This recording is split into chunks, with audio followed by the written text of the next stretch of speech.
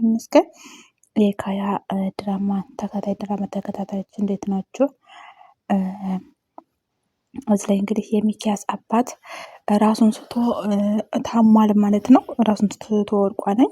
ይህ ምክንያት ደግሞ የሆነው ምንድን ነው? በብዙ ጭንቀት ስለተያዘ ነው። በብዙ ነገር እየተጨናነቀ ነው ማለት ነው። ልጁ ታግታበታለች። እዛ ላይም ደግሞ ብዙ ነገሮች እየተደራረቡበት ነው። በዚህ ምክንያት እንግዲህ ራሱን ለመሳት ችሏን ማለት ነው። ራሱን ስቶ እንግዲህ ራሱን ከመሳት ነኝ ራሱን ስቶ ወድቋን። በዚህ ማል እንግዲህ ሚኪያስ ድረሱልኝ፣ እባካችሁ ድረሱልኝ እያለ እነ ብሩክና ርብቃን አግዙኝ እያለ እንግዲህ ይጣራል ማለት ነው። እንግዲህ እዚህ ላይ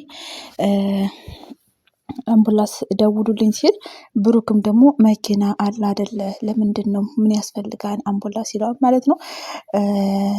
አምቡላንስ እንግዲህ ሚኪያስ ደግሞ የሚፈልገው እንደዚህ ደግሞ አምቡላንስ ነው የሚያስፈልገው በማለት እንግዲህ ይናገረዋል ማለት ነው። በዚህ መሃል ርብቃ እንግዲህ ለአምቡላንስ እየደወለች ነው። ሚኪያስም እንግዲህ በጣም ተደናግጧለኝ።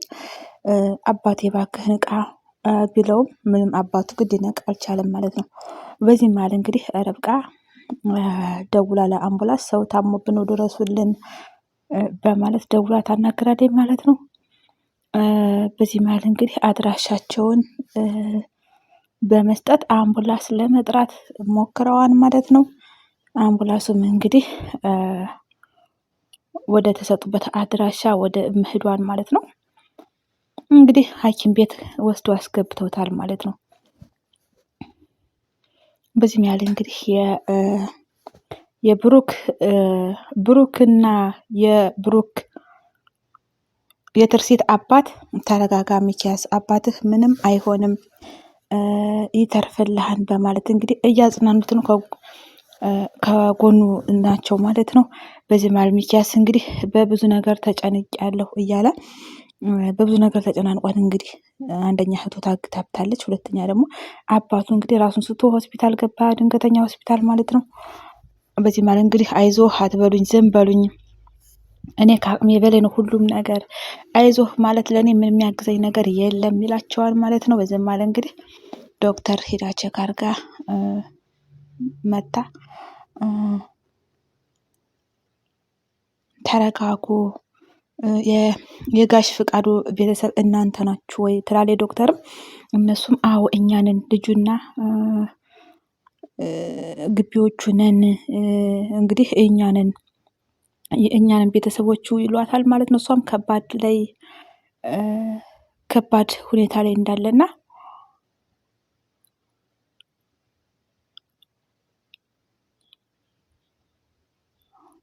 በዚህ መሃል እንግዲህ የደም ስራቸው ቀዝቅዟል። ከፍተኛ የደም ግፊትም አለባቸውና በዚህ መሃል እንግዲህ ከባድ ህመም ላይ ናቸው ማለት ነው።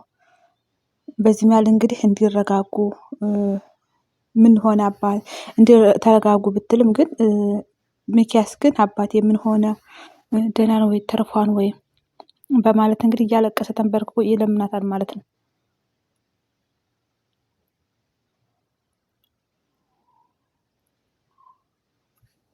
በዚህ መሃል እንግዲህ የሆነበት ምክንያት ምንድን ነው? ወደ ሆስፒታሉ ሲሄድ የሚኪያስ አባት የደም ግፊቱ አቁሟል ማለት ነው። የልብ ምቱ አቁሟል፣ የደም ግፊቱ ቀዝቅዟን ማለት ነው። እንግዲህ ዶክተሯም እንግዲህ እየሞከረች ነው።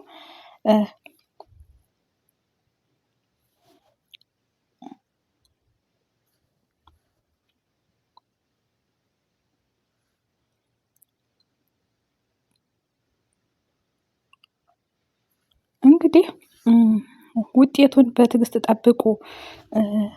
አሁን ገብታችሁ ማየት አትችሉም።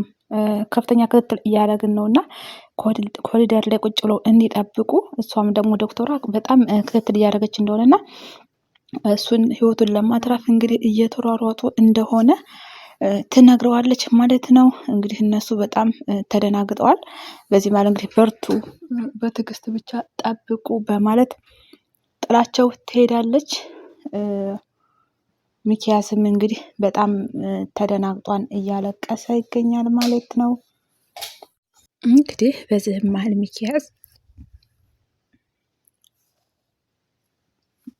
በጣም እያለቀሰና እያዘነ ነው ማለት ነው። በጣም እንግዲህ እባካችሁ አንድ ነገር አድርጎ አባቴን አትርፉልኝ እባካችሁ እያለ እንግዲህ ሆስፒታሉን በአንድ እግር አቆሞታን በማልቀስ ማለት ነው።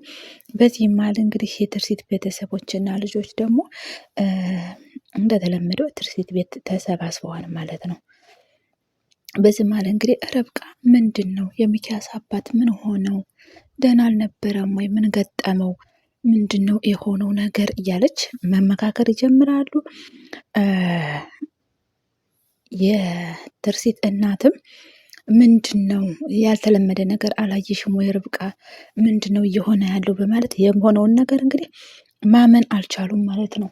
በጣም ድንገት መታመም ታሞ ቢከርምም ድንገት ግን እንደዚህ ኃይለኛ ድካም ደከመ ሲባልን ግን ማመን አልቻሉም። በጣም ለነሱ በጣም ከባድ ነው ማለት ነው።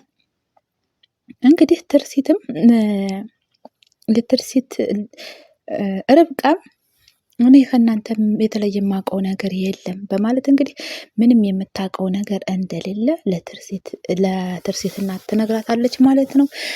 ርብቃ እንግዲህ ምንም የምታውቀው ነገር የለም። እንግዲህ ሁሉም አዝነዋል፣ የትርሲት ልጆችም አዝነዋል። እንግዲህ የትርሲት እናትም ፈጣሪ ነፍሱን ያድንለት፣ እንግዲህ ድንገት ነው የመጣ ከድንገተኛ አደጋ ፈጣሪ ይጠብቀው፣ ህይወቱን ፈጣሪ ያትርፍለት በማለት መልካም ምኞቷን እየገለጠች ትገኛለች ማለት ነው። በዚህ መሀልም እንግዲህ የትርሲት ልጆች በጣም አዝነዋል። በጣም አንገታቸውን ደፍተዋል። አንደኛ ሀዘንተኛ ናቸው። ጥቁር የለበሱትን ልብስም ምንም አልቀየሩም ማለት ነው። በዚህ ላይ ደግሞ የሚኪያስ አባት እንግዲህ ደክሞ ታሞ ሆስፒታል ገባ። በዚህም እንግዲህ ምንድን ነው ከቤታችን እየሆነ ያለው ምንድን ነው እየተፈጠረ ያለው በማለት ግራ ተጋብተዋል። እንግዲህ በአንድ ወር ውስጥ አንድ ወር ባልሞላ ውስጥ እናታቸውም እንደገና ደግሞ የሚኪያስ አባትም ደከመ ሲባል ይሄ በጣም ከባድ ነው። እነሱም ይሄ ነገር በጣም ከብዷቸዋን ራሳቸውን ማመን አልቻሉም ማለት ነው። በዚህ ማለ እንግዲህ የትርሲት እናት ልጆቼ ግቡና ተኙ፣ እናንተ ልጅ ናችሁ፣ ብዙ ማዘን የለባችሁም፣ ገብታችሁ ተኙ በማለት ነገ ደግሞ ተማሪም ስለሆናችሁ እንዳይረፍድባችሁ በማለት እንግዲህ ወደ ክላስ እንዲገቡ ትነግራቸዋለች ማለት ነው። እንግዲህ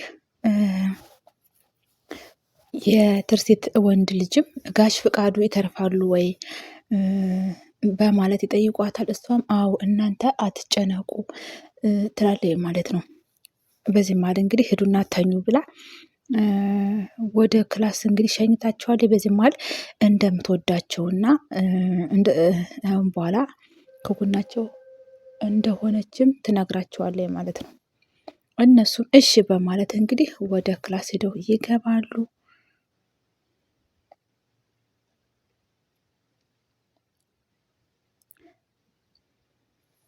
በዚህ መሀል እንግዲህ ሚኪያስ እነ ብሩክን ሄዱ ተኙ፣ ሂዱ ወደ ቤታችሁ፣ ምንም እናንተ እዚህ ተቀምጣችሁ ምንም አትሰሩም፣ እኔ እበቃለሁ፣ እንግዲህ አባቴን ፈጣሪ ካለ ያትርፍልኝ ሂዱ ይላቸዋል። እንግዲህ የትርሲት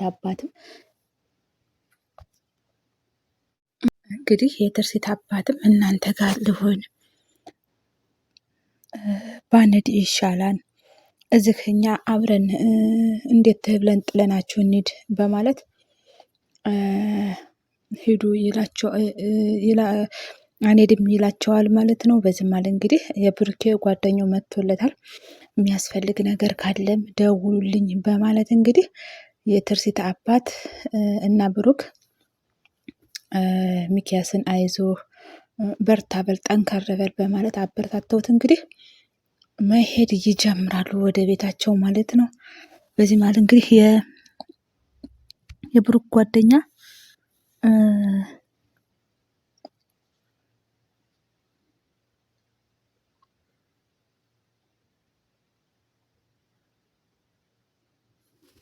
እንግዲህ በዚህ መሀል ያንተ ጥፋት ነው ይሄ ሁሉ ነገር ያንተ ጥፋት ነው አባቴ፣ አንድ ነገር ቢሆን አልለቅህም ይለዋል ማለት ነው።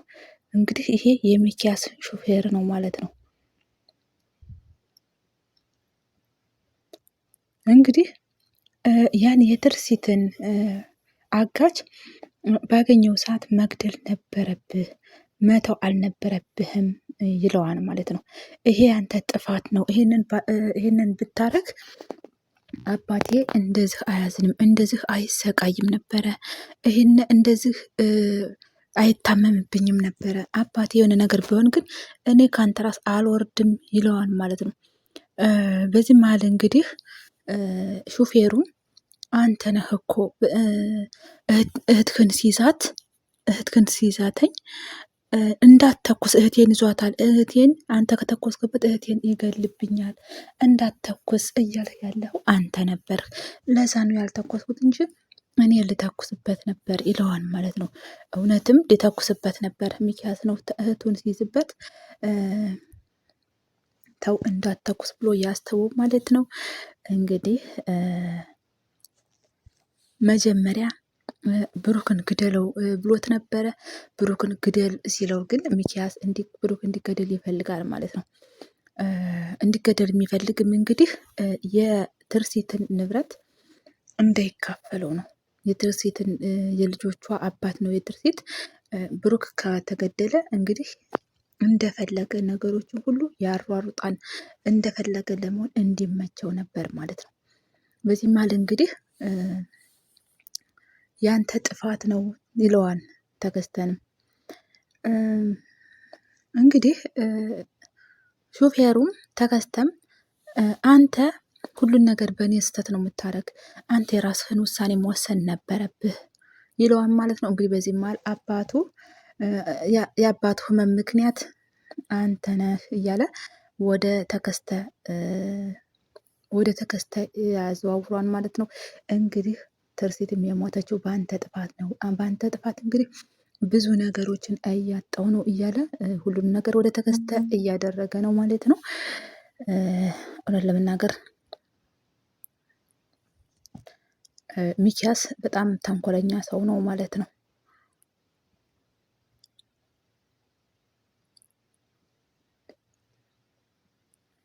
እንግዲህ ይሄ ሁሉ ችግር የመጣው በብሩክ ነው። የትርሲት መሞትም የአባቱ መታመምም የእህቱ መታገትም ሁሉ ነገሩ እንግዲህ በሚኪያስ ነው ማለት ነው። እዚህ ላይ ብሩክም ሆነ ተከስተ ምንም ጥፋት የለባቸውም።